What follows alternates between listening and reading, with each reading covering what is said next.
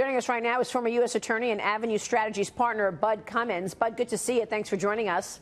Good morning. Your reaction to this morning that Chairman Nunes says there was actually no official intelligence used to launch that investigation into the Trump campaign. I think it's significant. I mean, when I saw that piece yesterday on your show, I said, wow. It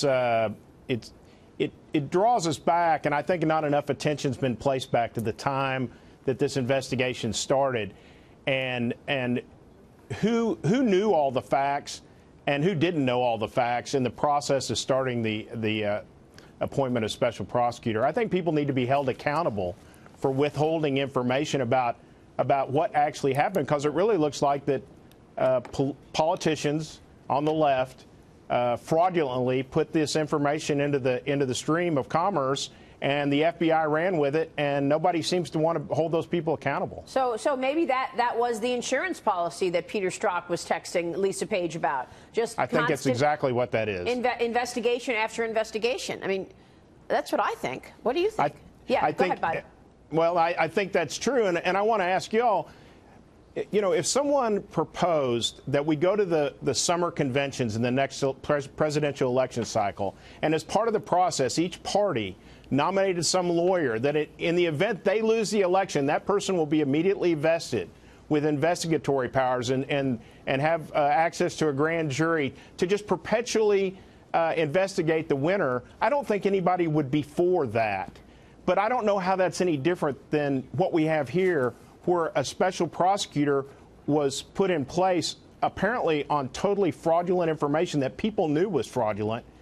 And now it just is still going on into perpetuity. I mean, what do we do about that? And I really don't have the answer. It's extraordinary. It is extraordinary. But one of the things that I find fascinating talking to voters is that they say it almost doesn't matter how this all started. It matters now what they find. And that's a pretty dangerous mindset. So can you tell me how you share with the implications of what this means if the process totally changes as a result of this?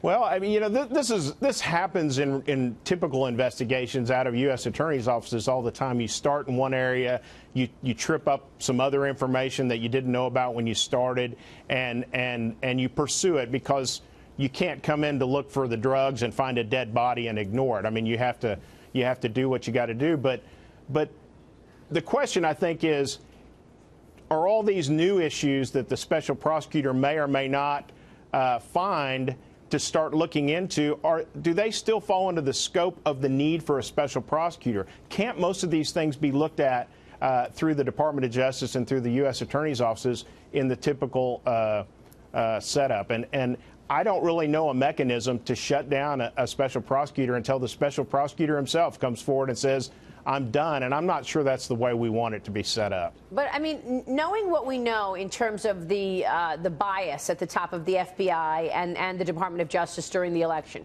knowing what we know that the DNC paid for the dossier to use to spy on the Trump campaign, and knowing that there was no other intelligence used to launch that campaign, shouldn't Robert Mueller be looking at these things? Is this going to be part of his investigation? Or are you saying this investigation, the special counsel, should be shut down?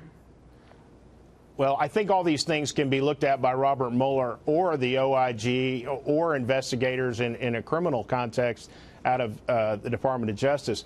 I think the main point from what you said that I'm interested in is the people really want the truth. Mm-hmm. This lock her up, lock him up mentality, this weaponization of politics, trying to incarcerate people as part of the political process, I think is very dangerous and could lead to a really bad place. We really want truth. And I think, for my money, we could go immunize all these people and say, look, you tell the truth, we're not going to prosecute anybody. General Flynn, Papadopoulos, McCabe, Comey.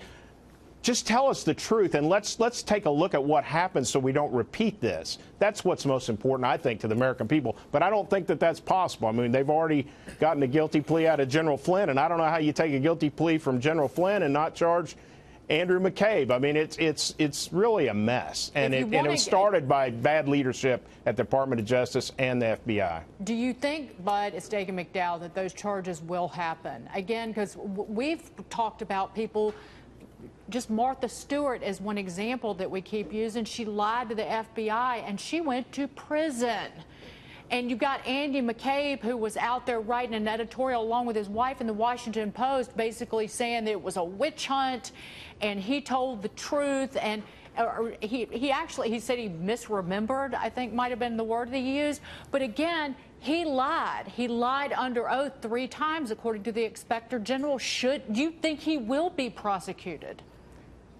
It's a very difficult question, but I think that if you look at the precedent, I've seen the FBI prosecute lots of people who didn't commit any other crime for lying under oath 1 time. He lied under oath 3 times. And you know, but moreover, again, the truth is what's important to me, and the truth is that that guy should have never been the deputy director of the FBI.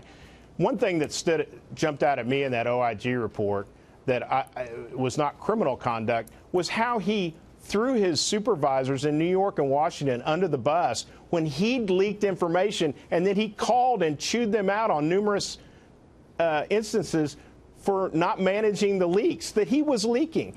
That kind of leadership is well, it's disturbing to say the least. There's other words I could use that we probably shouldn't use on TV. But it's Mike Murphy. I agree with your point that when it's left versus right, the real loser here is the American public. So maybe your idea of just granting immunity to people out there, just so we can get to the bottom of this, put it behind us, and not have to go through a situation like this that drags on forever and really hurts the country and hurts the citizens of this country. Well, but that's another thing. I mean, the Clinton people did get immunity, right? Yeah. Cheryl Mills, even though they lied. Well, there wasn't even an investigation. I mean, you can't call what happened there an investigation. They touched it and they moved on. They wrote a memo to dismiss it all before they'd done 17 interviews. That was a joke. There was a Hillary Clinton fan club on the 5th floor of the FBI, and whether Jim Comey was part of it or not, I think what he needs to write about in his book is how he was his management was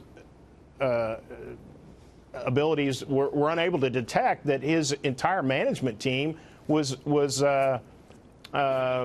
in Hillary Clinton's pocket. And abusing their power, abusive power. You know what the story is, though? It's very clear from listening to Jim Comey on this book tour. They just assumed Hillary Clinton was going to win. Right. They wanted to keep their jobs. They weren't going to put the hammer down on her because they were sure she was going to win. And then they didn't want the Clinton ire and the Clinton machine coming after them when she did win. Right. That's the real backstory, whether they ever said it out loud or not. You're absolutely right. And here Jim Comey is writing a book and on a book tour, rolling on with a stop at Amazon headquarters today, Bud. He's reportedly speaking for free to employees there. The fired FBI director's book, A Higher Loyalty, top seller on Amazon. The company is taking drastic measures to avoid posts by people who did not read the book.